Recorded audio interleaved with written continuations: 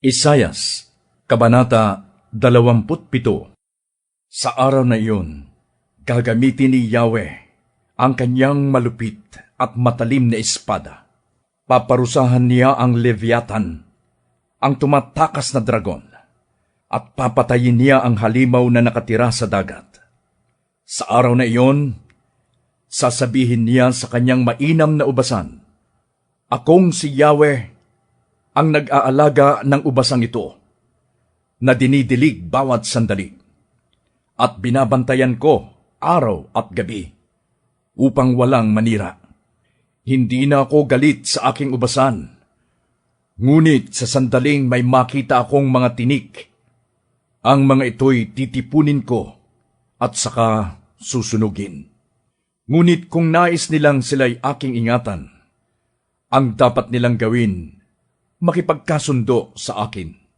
Darating ang araw na mag-uugat ang lahi ni Jacob, mamumulaklak ang Israel, magbubunga ng marami at mapupuno ang buong daigdig." Pinarusahan ba ng Diyos ang Israel gaya ng ginawa sa mga kaaway nito? Pinatay ba niya ang mga Israelita tulad ng ginawa sa pumaslang sa kanila? Hinayaan ni Yahweh na mabihag ang kanyang bayan bilang parusa. Tinangay sila ng malakas na hangin buhat sa silangan. Patatawarin lang sila kung wawasakin nila ang mga altar at itatapon ang larawan ng Diyos-Diyosang si Asyera at dudurugin ang altar na sunugan ng insenso. Wasak na ang lungsod na siyang tanggulan, para itong disyerto na walang nakatira, at ginawang pastulan na lamang ng mga baka. Nabali at natuyo ang mga sanga ng punong kahoy.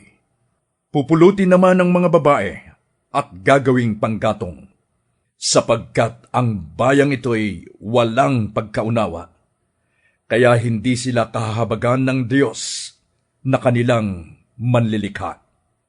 Sa araw na iyon, ay titipunin ni Yahweh ang mga Israelita gaya ng inaning trigo mula sa ilog Euphrates hanggang sa hangganan ng Ehipto.